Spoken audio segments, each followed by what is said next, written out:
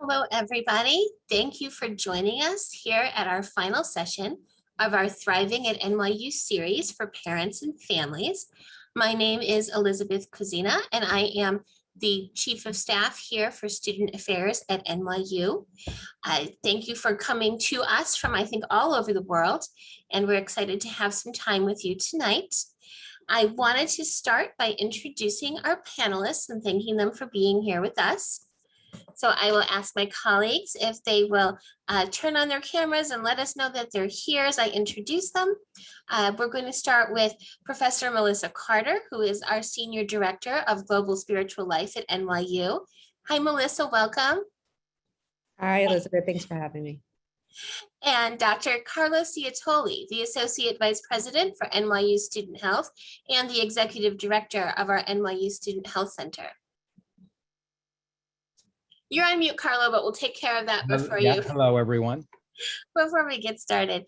And then Dr. Zoe Raguzios, the Associate Vice President, Student Mental Health, and the Executive Director of NYU Counseling and Wellness Services. Hi, Zoe. Hi.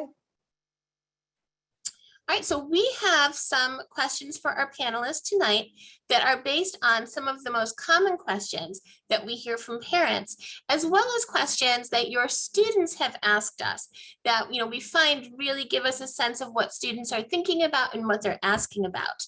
So to start us off, we're going to turn to Dr. Ciatoli, and we're hoping that you could share with us, what do you want students and their families to know about COVID safety this semester? Probably a big topic on a lot of people's minds.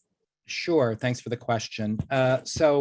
First, welcome to everyone, and my thanks for getting on this evening or this afternoon, depending on where you are. And I just want to start by reminding people that we have relied on a multi-layered approach to reduce risk of COVID transmission on campus, including this sort of current year vaccination on top of other strategies, mask wearing,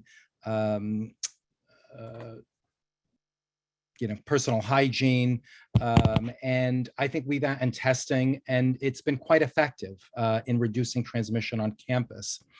We've certainly learned quite a bit between last year and this year, and I think it allowed us to open this year as robustly as we did, with our classrooms in person, our residence halls open, and thankfully in the first almost half of the semester so far, we've continued to see really little or no transmission on campus. So I think that's been exceptionally reassuring to all of us. Certainly key to our initial success has been the high vaccination rates we've had. We were one of the first schools to come out with a vaccine requirement. We have vaccination rates that are in the mid to upper 90s, which is among the highest you'll see in higher ed. I will make note, just as a question came in about booster doses on campus, we are providing booster doses for those who are eligible. There are somewhat narrow indications for who is eligible for a booster dose, but we do have them available and are administering them on campus. And as I said, almost at the midpoint of the semester, we are quite happy with where we are in terms of COVID transmission. Not surprisingly, when the semester started, within the first week or so, having brought tens of thousands of students back from not only all over the country, but all over the world, engaging them in various activities, again, with a host of different safety protocols in effect. And frankly, students many of whom hadn't seen each other in over 18 months, it was not surprising that we did have an initial bump in case counts. I will say that the bump in case counts was significantly lower than many of our peer institutions, and that we have had 4 weeks now of successive declines in our case counts. So again, very reassuring. With that said, I think we are still trying to encourage our students to engage in as safe activities as possible. What we've been seeing is that most of the transmission is really happening in social settings. So we're encouraging students to socialize outdoors where possible versus indoors, access venues that require both vaccination and masking. As you know, in New York City, the mayor implemented a program called Key to NYC, which many venues, gyms, restaurants, entertainment venues require vaccination as well as masking. So we encourage students to attend those type of events and venues. Certainly mask wherever possible, even if you don't have to. All of those things reduce risk. And then finally, just to end with the fact that, as the semester goes on, as we become more reassured that the trends are consistent, that the trends in New York City, where we're seeing decreasing case counts, remain low, we will continue to gradually lift some restrictions, broaden the number of activities that students can participate in, and hopefully over the course of the academic year, get back to as many of the types of activities that I think all of our students had hoped for prior to COVID. So I will stop there and turn it back over to you, Elizabeth. All right, thank you so much. Our next question is for Dr. Raguzios, and we are hoping you can tell us a bit about what parents and families can do to support their college students' mental health and well-being. Sure, thanks for that question. I think that we can be sure that coming to college is a really exciting time for students, but it's almost inevitably an anxiety-provoking time as well. And certainly for parents and families who are used to orchestrating the lives of their children until this point, knowing that your student is making day-to-day decisions, but also important healthcare decisions on their own for the first time can be anxiety-provoking as well. So what can you do to be supportive? The first thing I'll say is to keep in close touch. And usually I say it doesn't matter how you communicate, whether that's by social media or text message. But I think that it's really helpful to schedule some time to actually speak to your child, hear their voice, perhaps see them using FaceTime or Zoom, because you can often discern things from a conversation that you can't so much with a text or an email. And if you are concerned, you should ask. And sometimes parents are afraid of violating their child's privacy, and that's generally a good thing to be able to have that boundary. But if something is concerning you, you should mention it, and you should be specific. Something like, you sounded really tired when I talked to you yesterday, and the time before I asked you to call by 7, but I didn't hear from you until the next day. Students are really reassured to know that there is somebody who is thinking about them and noticing the way they are behaving. The other thing I would say is to trust your gut. You know your child better than anybody else. And if you don't feel that something is right, you should really take that seriously and reach out to them. And you're really looking and listening for changes in their behavior. And again, you know them the best. And mental health issues often are noticed with changes in functioning. Things like changes in sleep habits or appetite. Changes in self-care, not showering, for example, changes in the way they talk, the way they behave. All of these changes can suggest that there's a problem happening. And if you notice something like this, you should ask your child about it.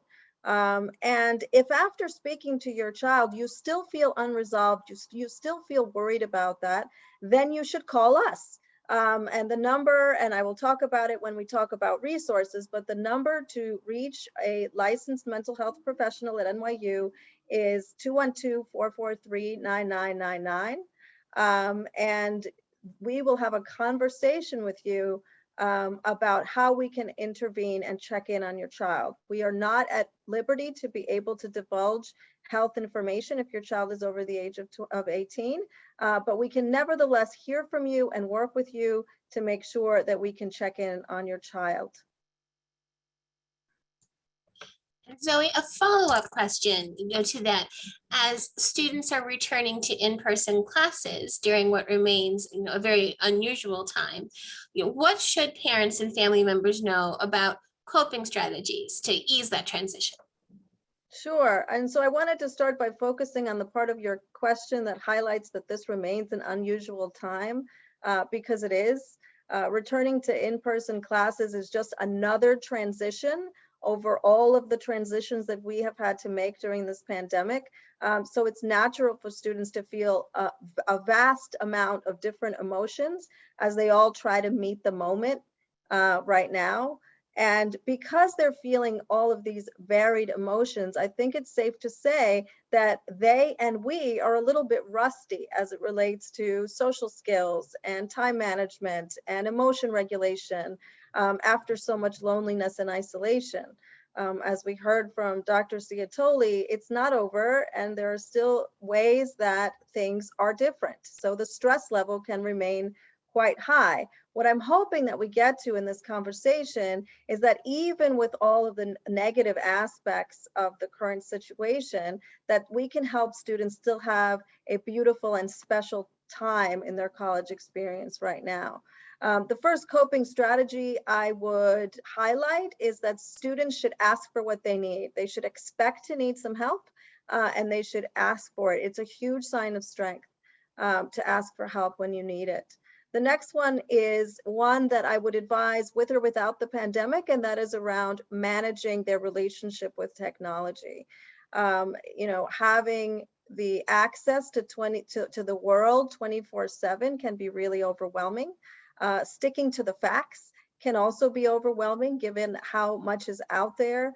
So what I usually advise students is to identify some unbiased sources, however they define them, and look to those. Know that social media is not unbiased, and that it could be really stressful to read other people's opinions, especially about subjects that are important to you. And again, overall, generally, to limit their time online and to take technology breaks, which I think can be really healthy for all of us. Another strategy is to sort of be very clear about what you can and cannot control, right? We cannot control some of the safety protocols in place, but there's a lot we can control. We can maintain our health in the ways that Dr. Ciatoli described by following those health protocols. And we can certainly try to maintain our mental health by setting a daily routine for ourselves with time for work and for study and for playing with our devices, if that's what we do, and for talking with our friends and for exercise, healthy sleep, remembering that unstructured time is sometimes the time that can be the most stressful for people. We always advise that people stay connected to others, however they feel comfortable doing so, whether that is safely in person, over the phone, FaceTime, however they prefer. But certainly keeping those social connections will allow students to feel closer to the institution and are able to build a community among themselves. And then could you go a little bit deeper into, let's talk about students who may be feeling, some real trauma, anxiety, grief, or other heavy emotions, now that they've returned to campus. Sure. I mean, the first thing I would say is to sort of appreciate and honor your feelings and know that you will have a range of them. Expect that. Know that feelings will come and go and flow through you as you try and stay stable and centered. And the next step is to try to anticipate your feelings and make a plan for what you will do if negative feelings arise, and know in advance what makes you feel better when you start to when a negative feeling starts to creep up on you. And we actually have students draft in writing a plan for how to respond to negative feelings. Things like, call a friend, or, do some exercise, or take a class, for recreation, not necessarily for academics, all of the ways that one can distract themselves. But we actually have them draft that and write it down. It allows them to protect against unnecessary bad feelings. Another way to do that is to stay healthy, is to, ask yourself if you're sleeping well, if you're eating well, if you're leaving enough time to socialize. All of these are ways that you can try to mitigate some of the negative emotions. Other things are look to the things that are working, right? School is back in person. People are wearing masks to keep themselves and others safe, right? A lot is working as it should, and more every day is working as it should. Another suggestion is to look for the helpers, the medical personnel, the counselors, the spiritual life advisors, the residence hall staff, all of the people who are there to make sure that students are okay. And then look for ways to give back. It can really be grounding to be able to assist others. And there are tons of local and community efforts, big and small, that students can get involved with, and campus life can direct them to those. So really thinking about ways to give back to others. And then, it may sound strange to talk about, but to embrace the positive feelings you might be experiencing. Sometimes when we feel overwhelmed, even a positive emotion can make us feel destabilized. And we should really celebrate and enjoy those moments of happiness that come through our day. And they should ask themselves, what makes me feel grateful in my day? That can really help to ground somebody. And then finally, they have coped before. It may not necessarily have been with this particular thing, but throughout their years, they have collected coping and resilience techniques that we hope that they can use to meet this moment as they have with others before now. Great, thank you very much. And then we also wanted to ask Professor Carter if you could also share that in addition to these strategies, what if parents and family members are hearing that there's still students might be unsettled or a little bit anxious? Absolutely, great question. Also, good arrival to everyone. Thank you for being here.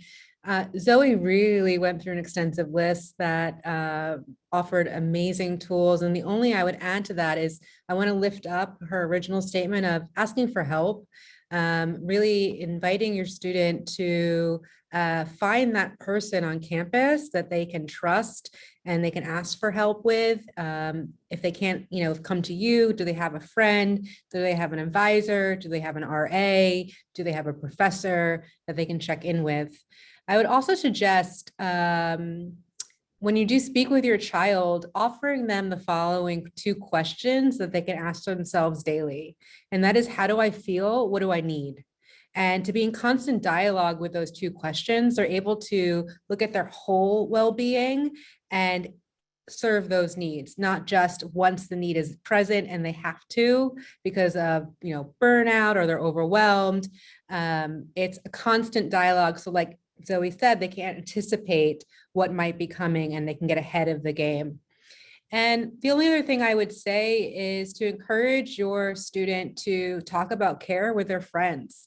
Ask them how they're taking care of themselves, asking their friends to be their care bear, their accountability buddy in care, and come up with something we offer at Global Spiritual Life is creating self-care plans, maybe doing that as an exercise with their friends in the dorms or with their classmates, and then holding each other to it.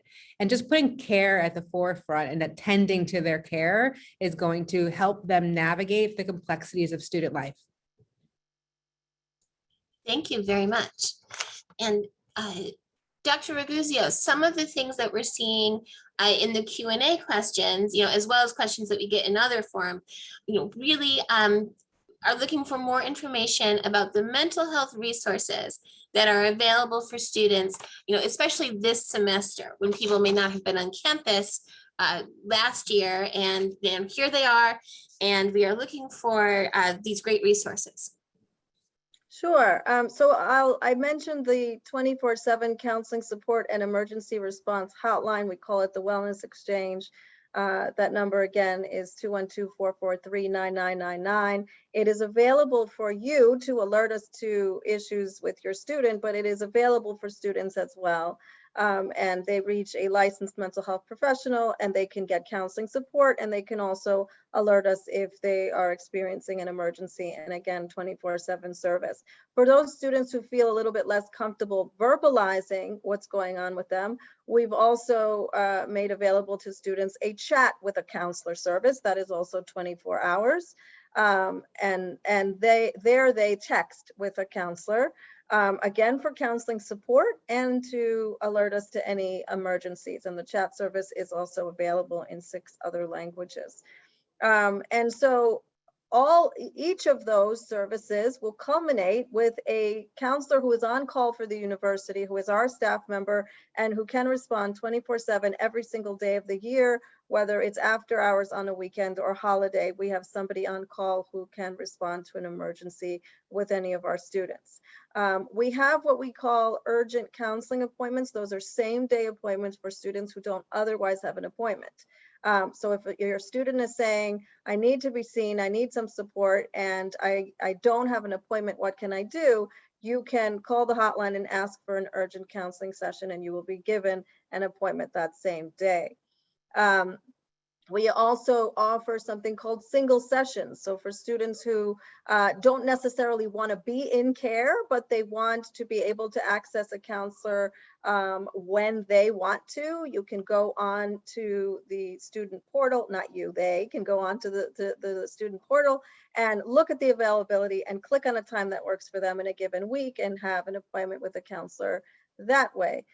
We also, of course, offer short-term individual counseling and clinical groups, which are a really powerful way for students not only to talk about the issue that is affecting them, but to also have some community around that, knowing that there's other people struggling with those same issues. That's a very powerful clinical modality. We have a number of what we call wellness workshops, which are really psychoeducation workshops. And also a number of support groups. So I encourage you to go onto our website, nyu.edu/counseling, and really look at the kinds of support groups we offer for students. We try to address the important demographics that students come to us with, and also the clinical issues that they have told us are important to them. Our services are mostly remote this semester, although for clinical reasons, we do offer face-to-face. We do have an in-house team every day.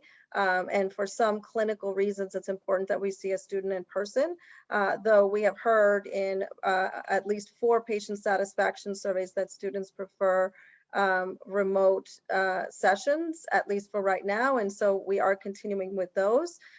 Sometimes students will talk about not having a private location to participate in a remote session, and they should write to wellness.exchange@nyu.edu or call the hotline, but really it's easier if they write to wellness.exchange@nyu.edu, and we will respond to them with all of what they can do in order to get a private location to have their session, which will include an app that the university provides that may locate a space that's available for a student to be at a particular time. There is also the student affairs deans are aware of this issue, and so their school might be able to be helpful. We talk to the residence halls about potentially having some spaces available in each residence hall that is not the room of the student, which I know can sometimes be busy with roommates and other things. And then finally, the Student Health Center also has reserved 11 spaces an hour for students who might need a private location and otherwise cannot identify one. So we have thought of this, and students really need to be thinking in advance about whether or not they need one of these spaces, and write to wellness.exchange in order for us to help them identify one. So I think I'll stop there in terms of the resources. I think that's probably all of them. Oh, except to say, of course, psychiatry services. Sorry, Elizabeth. We have long-term psychiatry services for students who wish to be evaluated for a medication, who are already on a medication and need to continue it. Thank you. Yes, no, we always want to hear about more resources. And on that note, I also wanted to ask Professor Carter if you could talk maybe specifically about spiritual life and mindfulness resources available to students. Absolutely. So at the Global Spiritual Life Center, And through our program called Mindful NYU, we offer about 24 virtual yoga and meditation classes. This satisfies all time zones and ability. They are also catered towards the student experience. So, midday break, getting ready for bed, and just simple yoga classes. And so they're available online and anyone can join, students can join. We also offer trainings on intentional living, something called Living on Purpose, which allows us to work with students to understand self-regulation tools to help them get grounded, self-regulation tools to use in moments of distress, and also to set up this self-care plan. We have a care continuum that we work through with them, and they can set up these care plans and have action items out of that plan. Global Spiritual Life also offers pastoral care. We have over 60 spiritual life advisors of all different faiths, gender identities, races, and traditions. And these spiritual life advisors are there to help your student find spiritual and religious community, to offer one-on-one pastoral care, to connect them to resources on campus, or just talk through some of life's big questions. It's everything that's non-clinical. So the second that it becomes clinical, our spiritual life advisors are trained to then connect them to the wellness center. And we work wellness exchange. We work very closely with Zoe in that way. And one thing I do want to bring up is that we're offering this year something called Spiritual Wisdom Fellowship. And the idea of it is to promote cultural empathy and build interfaith community. It's online, it's 10 weeks long, and we have a spiritual life advisor from 10 different traditions come and speak one a week on different texts from their tradition. And then we talk about how it relates to our own traditions and our lives and the world. It's a very powerful program. The students absolutely love it, and it's still open. So I wanted to offer that as well. So that's what we have available this semester. Everything is online. Spiritual Wisdom Fellowship is in person for students.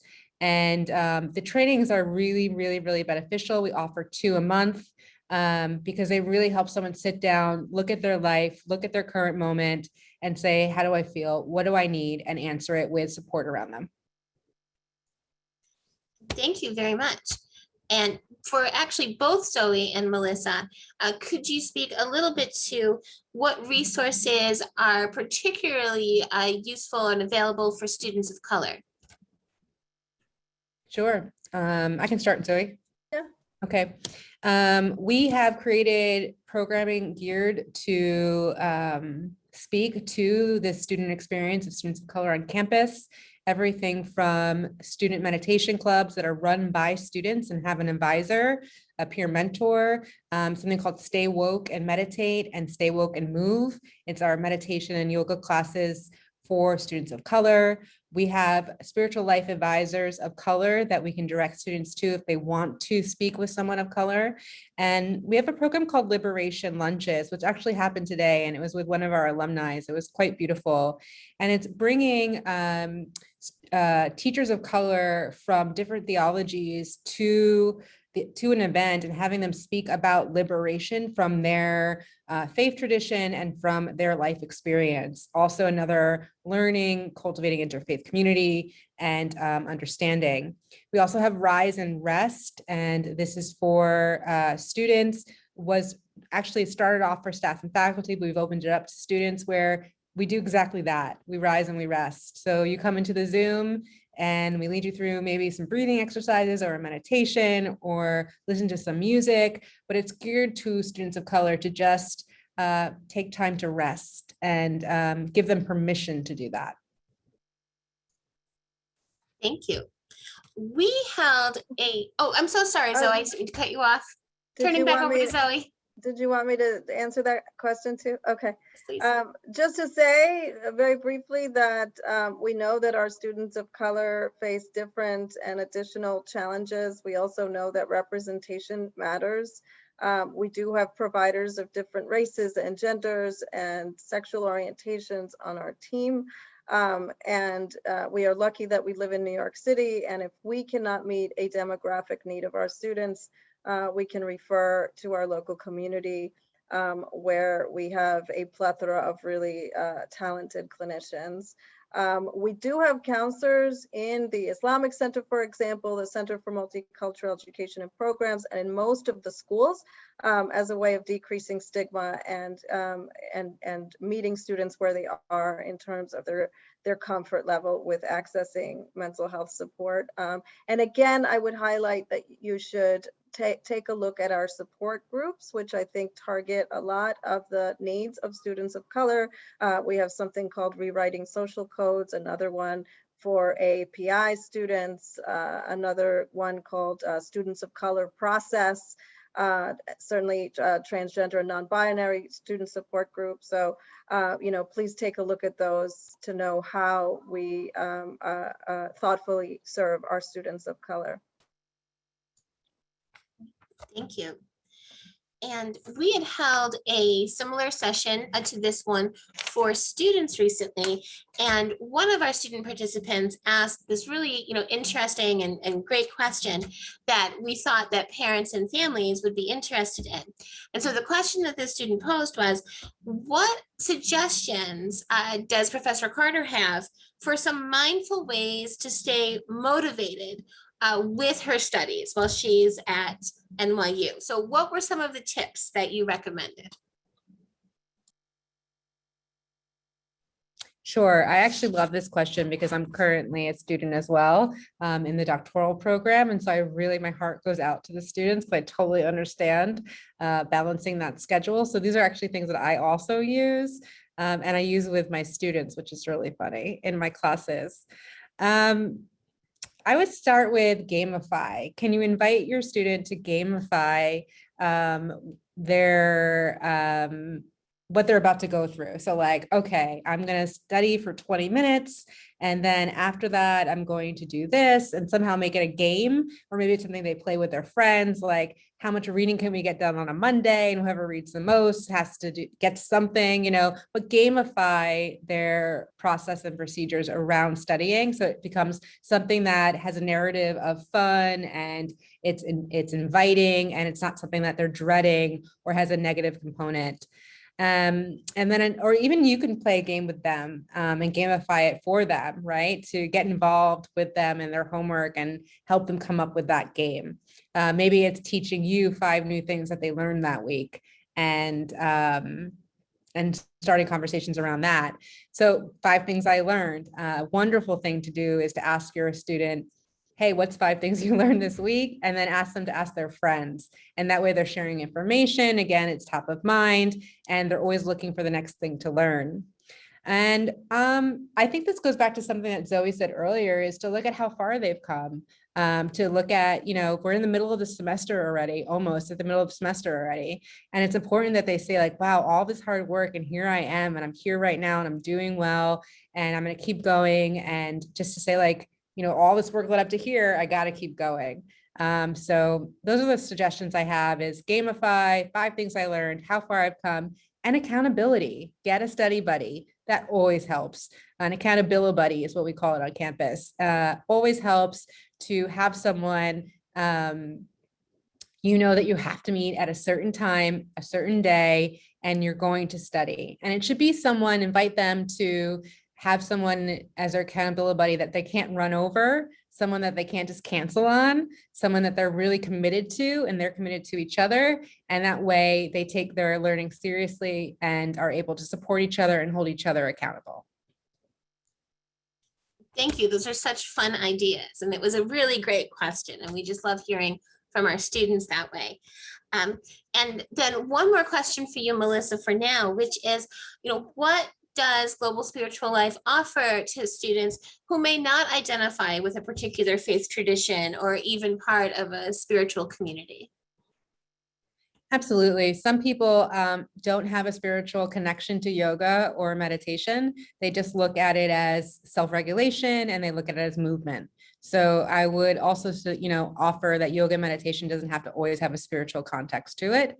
Again, I want to reiterate that living on purpose training that we offer about intentional living, where we go through grounding, self-care plans, creating routines and ritual. We also have something called Cultivating Beloved Community. And this looks at how can we intentionally build inclusive community and understand the barriers our fellow classmates might have to belonging here on campus. And how do we mitigate that? How do we understand that? How do we listen to each other more deeply? We have a lot of different programs that gives tools to help students listen to one another, to help them stay engaged in the classroom, to help them care for themselves is very important to GSL.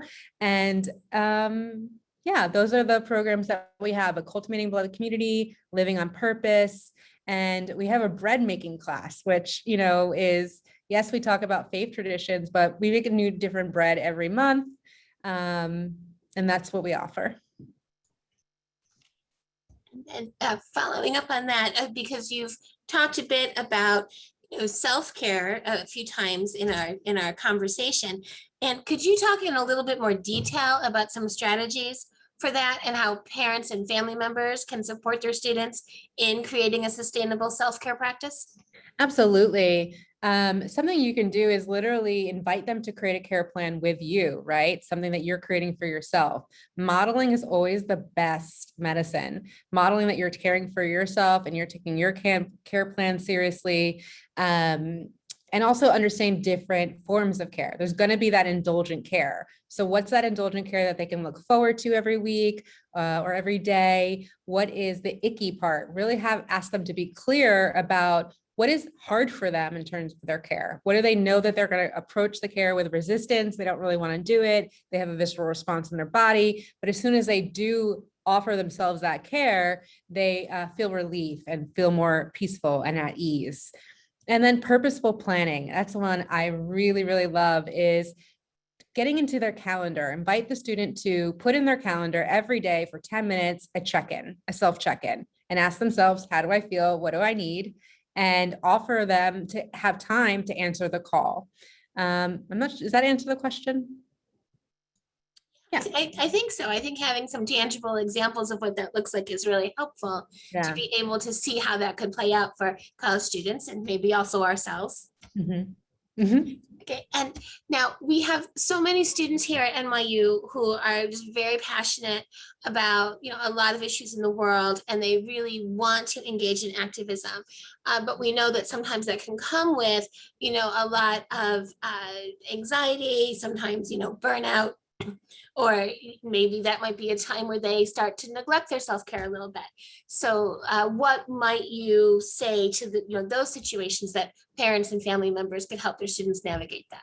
Yeah, we always want to remind our students, and we invite you to do the same, is that they can't do it all. To really understand what is their role in the social change and in their activism, and how can they make sure that they're sticking to that role and not trying to do everything. That's where the burnout enters. I would also say that they get resourced. Something at Global Spiritual Life we have is something called mindful activism, which gives tips and tools on how to care for yourself as you approach activism, from the emotional toll it takes to the physical toll it takes, to actually being able to think about something else other than the activism, which is sometimes difficult. And I would say to really manage their energy and not just their time.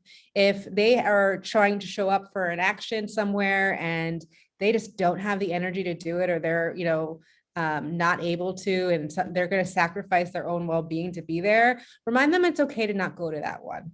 That they can go to the next one, that there doesn't mean that they're not helping and they're not serving.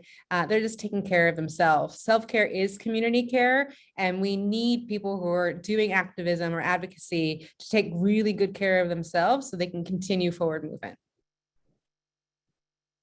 Well, thank you. That's a great takeaway, to really think about the energy management as well as the time management. Thank you very much. So we Let's see, so it's 7:40 now. So one of the things that we wanted to be sure to talk about before we break for the evening is, even as we've been talking about situations that may be stressful or experiences that may be causing anxiety, really, how can our students enjoy all the amazing things NYU has to offer? And, maybe some things to suggest for our parents and family members as well to, help them out and also enjoy their own environments. So thanks, Elizabeth. Before we get to that, I just wanted to quickly answer some of the questions that have been coming through. The first is around the cost of mental health services, and outside of psychiatry, the rest of the mental health services we offer, so all talk therapy services, are without charge. So it doesn't matter what insurance you have because we don't charge insurance for that. Another question is, what happens if my student will not access wellness exchange services? So, I mean, some of that I would have to know the reasons why they might not want to access it, but I can say here that if they don't want to access it, but you continue to have concerns, you can call us. Again, we can't tell you if they've interacted with us or not, but we can certainly hear from you and follow up with your student as appropriate. And many times I'll get a student who says, I never would have called you, but because you called me, I will talk to you. And so again, do not sit with the worry that something's going on. And even though you have reached an impasse with your child in terms of encouraging them to access care for themselves, you can call us and let us know that you are concerned. There's a question about the number of counseling sessions that we offer. Our services, as many around the country, are short-term. That being said, we don't assign a number to that short-term model.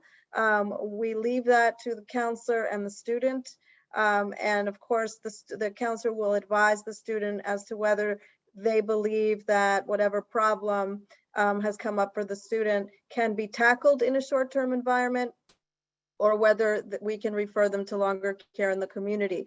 If we are at the stage of referring to long-term care in the community, we do assist the students by giving them referrals that are according to their demographic needs, and certainly, of course, primarily their clinical needs.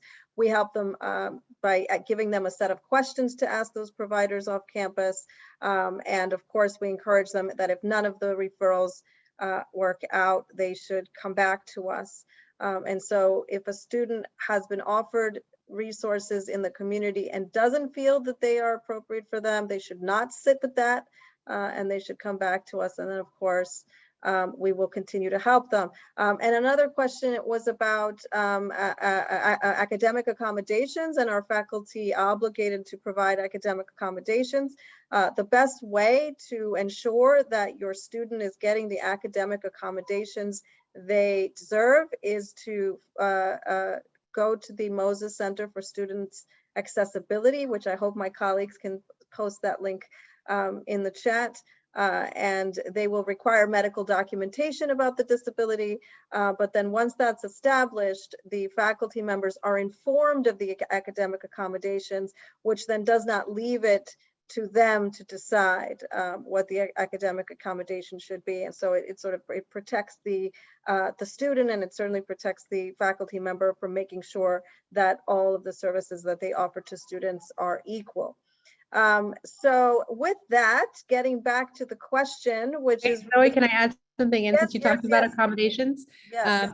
This is very important for our of-faith students, that if they have a holiday, a religious holiday that they're obligated to observe in a certain way, and they are not able to attend class, I'm going to put in the chat box an email that they can email to help them find the process of, and this is only if their professor is not approving the absence or is giving them a difficult time. They can email religious accommodations at nyu.edu, and we will help them with their professor. And also we can send them guidelines and guidance on how to go about talking to their professor to have this accommodation for their religious date event that they have to attend. Thank you. Well, thank you. That's so helpful.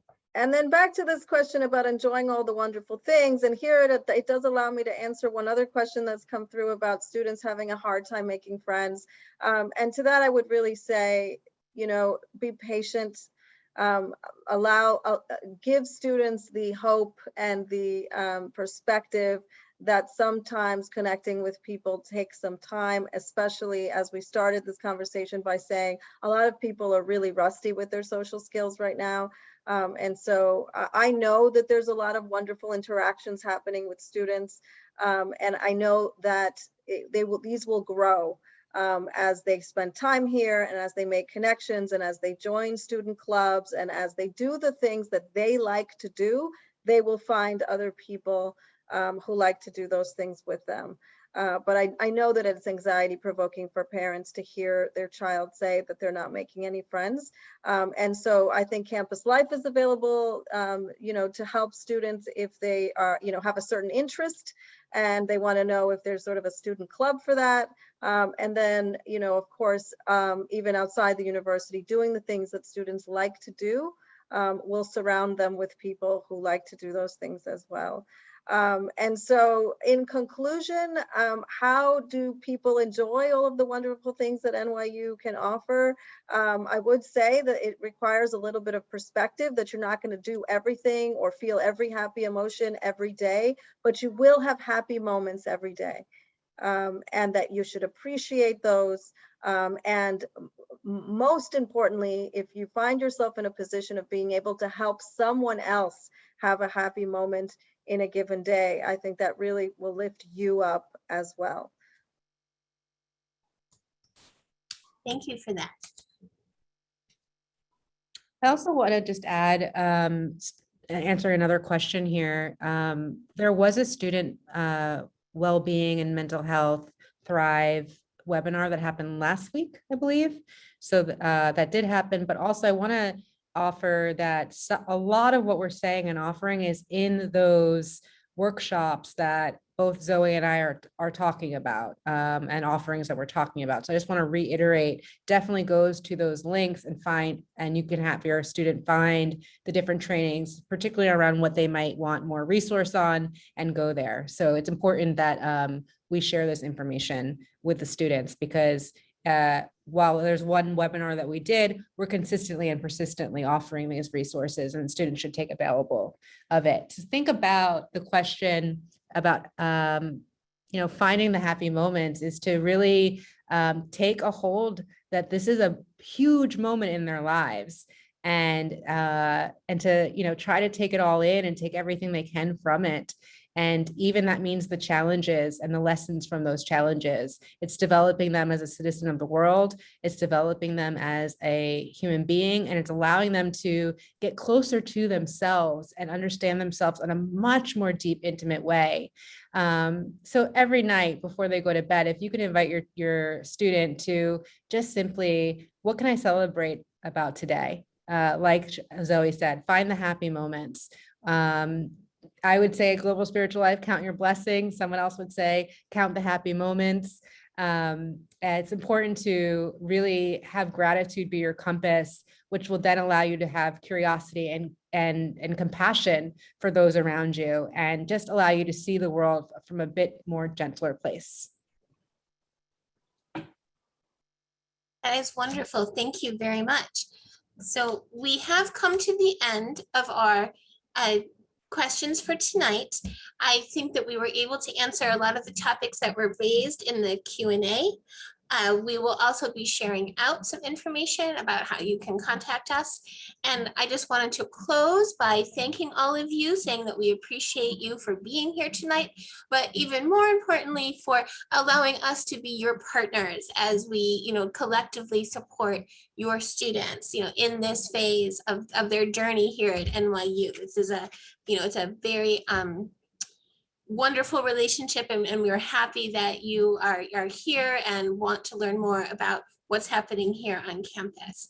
I am going to close by turning over to my colleague Isabella Villacampa, who has some more information to share about our upcoming Alumni and Parents Weekend. And before we go to Isabella, I just want to say thank you very much to Carlo, Melissa, and Zoe. We appreciate your time tonight, and of course, everything that you do for students throughout their time here at NYU. Thank you, Elizabeth, and thank you to Zoe, Melissa, and Carlo for everything you do to support our students. And of course, a big, big thank you to our parents and families and supporters joining us tonight. And a special shout out to those who have come to all 3 sessions of the Thriving at NYU series. I think it's been wonderful to be able to connect with you over the past couple of weeks. And this has all been leading up to NYU Alumni and Parents Weekend, which is next week, October 21st through 24th.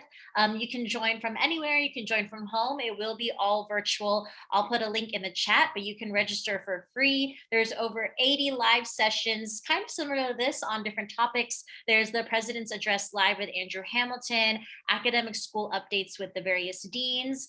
This is new news. We have our NYU Alumni Celebrity Speaker, which is a conversation with Clive Davis, who is one of the most innovative and important figures in the music industry, which we're really excited about. I'm most excited about our parent and family connection hours. We have this fun platform. It's not just Zoom, it's a different platform where you'll get into rooms and be able to have a meaningful conversation with other parents and families. So I really, really highlight that for you. We're doing different sessions to be friendly for the different time zones, including one at 8 a.m. for me. That's for our international friends. So we're really excited to have the parent and family connection hours and then a lot of various different sessions. So thank you again for joining us over the past couple weeks for the Thriving at NYU series. A recording of this will be shared in the Parent Family newsletter, and we hope to see you at Alumni and Parents Weekend. Thank you.